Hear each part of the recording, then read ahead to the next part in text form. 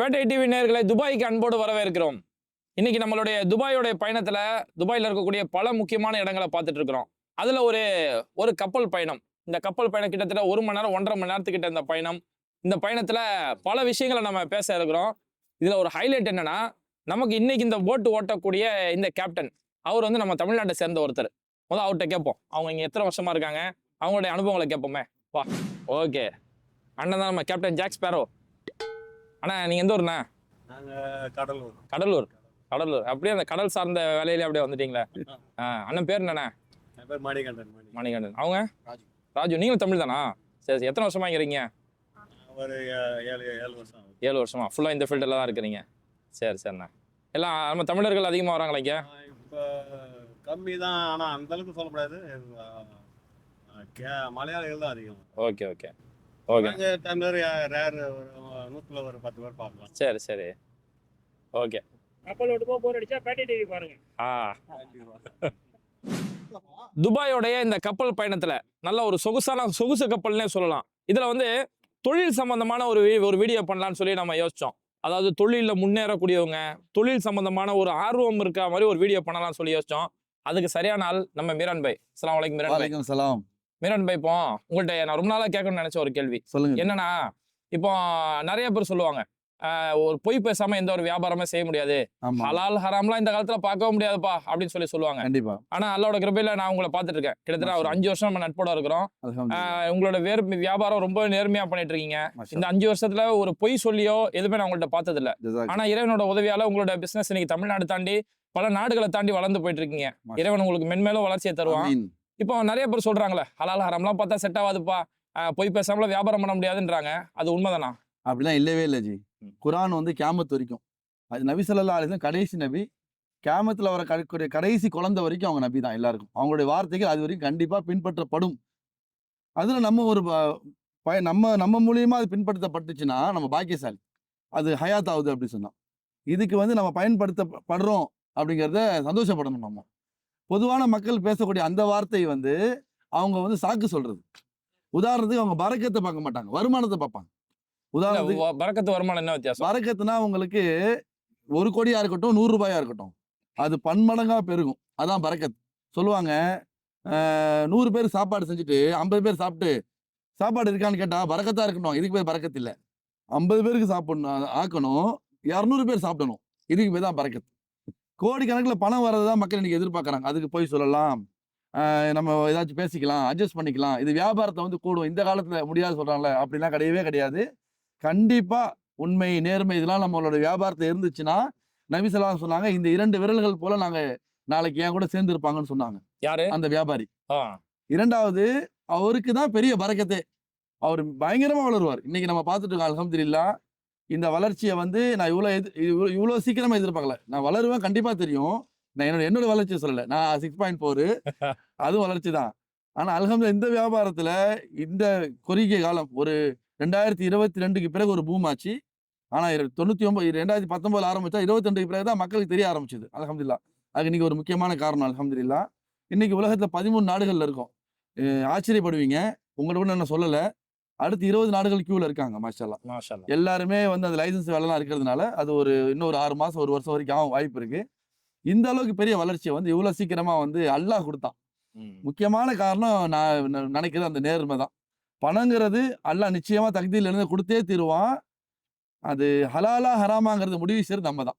ஹலாலா சம்பாதிச்சா என்னுடைய செலவும் அனுமதி, நான் மற்றவங்களுக்கு செலவு செஞ்சாலும் அனுமதி. இல்ல, இப்ப பொதுவாகவே ஒரு சிலர் சொல்லுவாங்க, ஹலாலா இருக்கணும் தான் நான் நினைக்கிறேன், ஆனா நிர்பந்தம் தாங்க முடியல, அதனால ஹராமுக்கு போக வேண்டியது இருக்கு அப்படிங்கிறாங்களா? அதுக்கு என்ன சொல்றீங்க? அதுதானே இன்னல்லாஹ மாசாபிரின் நல்லா சொல்றான். நீங்க பொறுமையாளன் கூட நான் இருக்கிறேன்னு என்ன அர்த்தம்?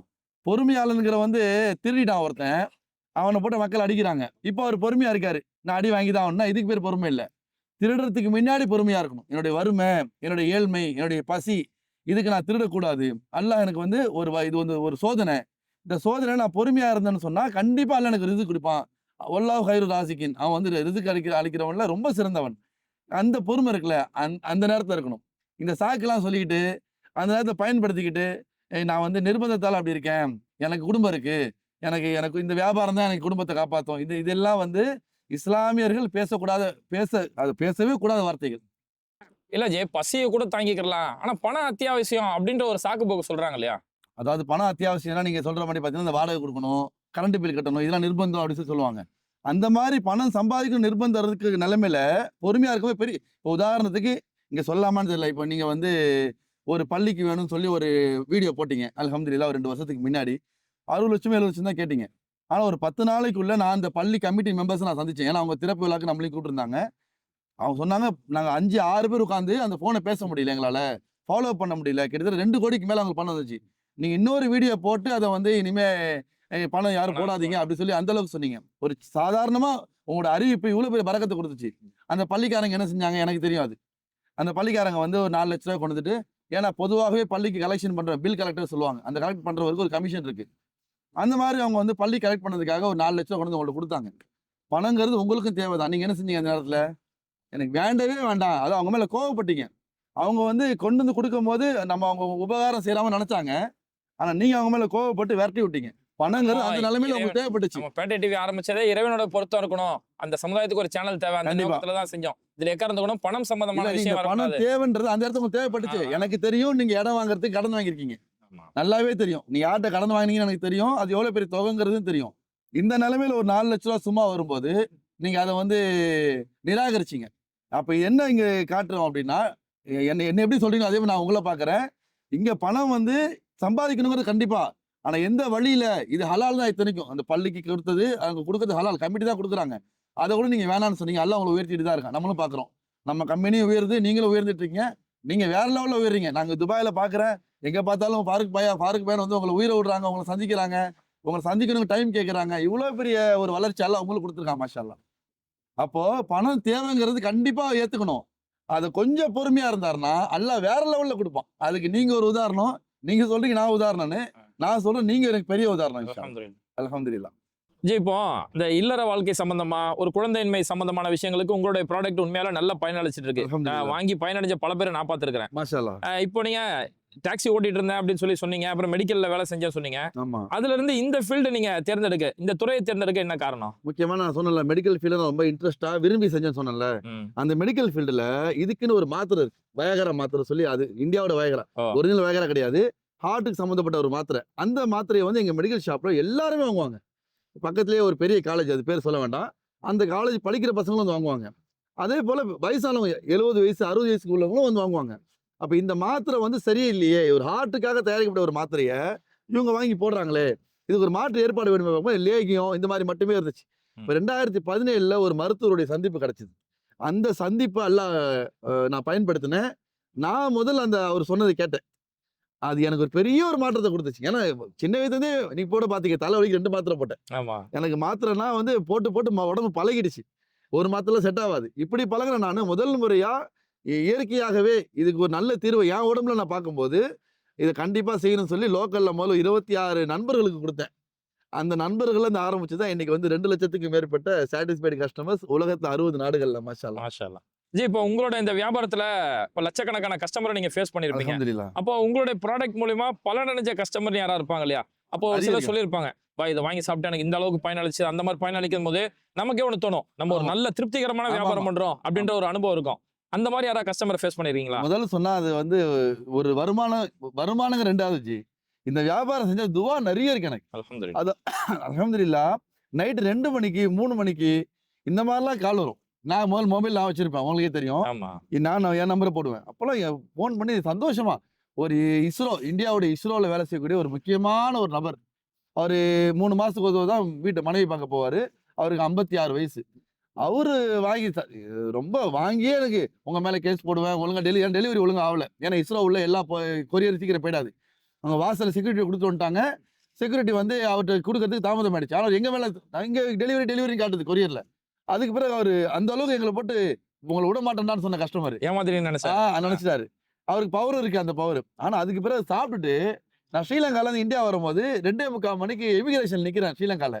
அப்போ இவர் வாய்ஸ் போடுறாரு, பாய் நீங்க நல்லா இருக்கணும், உங்க குடும்பம் நல்லா இருக்கணும், இது வந்து தமிழ்நாட்டுல மட்டும் இல்ல பாய், உலகம் ஃபுல்லா சீக்கிரம் போகணும் பாய், நான் இறைவனை வேண்டிக்கிறேன்.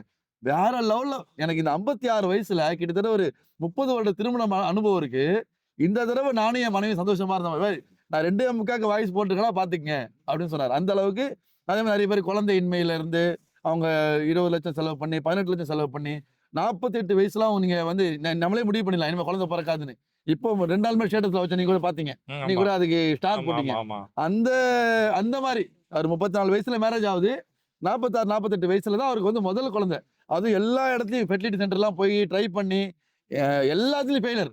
நம்ம ப்ராடக்ட் அவர் மெசேஜ்லேயே போட்டிருப்பாரு, இந்த மாதிரி வந்து நீங்களும் ஃப்ராடு தான் நினைச்சேன், ஆனா நான் வாங்கி இன்னைக்கு வந்து என் மனைவி 2 மாசம் கர்ப்பமா இருக்காங்க. அதாவது கிட்டத்தட்ட 12 பாட்டில் 3 மண்டலம் மொத்தமா வாங்கினாரு. 11வது பாட்டில் மாஷா அல்லாஹ் அல்லாஹ் அவருக்கு குழந்தைய கொடுத்தான் அல்ஹம்துலில்லாஹ். இந்த மாதிரி நிறைய 2700 ஜி, சும்மா சாதாரணமா இல்ல, எங்களுடைய கணக்குப்படி தோராயமா 2700 தம்பதிகளுக்கு குழந்தை பாக்கியம் கிடைச்சிருக்கு. இது அவங்க அறிவிப்பு செஞ்சது மட்டும். நிறைய பேர் எங்க ஏரியாலேயே நானும் என் டிரைவரும் பழம் வாங்க போனோம். அப்போ ஒரு பையன் வந்தான், அவனுக்கு குழந்தை கிடையாது. ஆக்சுவலா 9 வருஷமா குழந்தை கிடையாது. அவன் டிரைவர் தான், அவன் பேர் வேணான்னு வைங்களேன், நம்ம ஏரியா தான், சென்னை தான். அந்த பையன் வந்துட்டு 2 குழந்தையோட வரான். டேய் என்னடா ப்ராடக்ட் வாங்கினா குழந்தை பிறந்துச்சு, சொல்லவே இல்லையடா, சொன்னாலும் எங்களுக்கு வந்து கஸ்டமர் வந்து ரிவ்யூஸ் தான்டா முக்கியம் அப்படின்னா. பாய் அது சொல்ல வெக்கமா இருக்குமே. நான் அப்ப எங்க டிரைவர் கேட்டான், உங்க ப்ராடக்ட் சாப்பிட்ட குழந்தை பிறந்துச்சுன்னு. ஒண்ணு பிறக்கலடா, ட்வின்ஸ் பிறந்திருக்கு. அந்த பையன் ட்வின்ஸ் குழந்தை, 9 வருஷமா குழந்தை இல்லை, அவனுக்கு ட்வின்ஸ் கிடைச்சா எப்படி இருக்கும்? அந்த மாதிரி நிறைய பேருக்கு மாஷா நடந்திருக்கு, சொல்ல மாட்டாங்க. அதெல்லாம் சேர்த்தா அவர் 4000 குடும்பத்துக்கு மேல கூட போகலாம் இன்ஷா அல்லாஹ். இந்த அளவுக்கு ஒரு பெரிய வளர்ச்சி. நீங்க பாத்துருப்பீங்க, நம்ம கம்பெனில 90 ஸ்டாஃப் இருப்பாங்க, நீங்க பாத்துருப்பீங்க. ஆமா ஆமா வரவங்க ஆச்சரியமா கேட்பாங்க, இந்த ப்ராடக்ட் இவ்வளவு ஸ்டாஃபானு.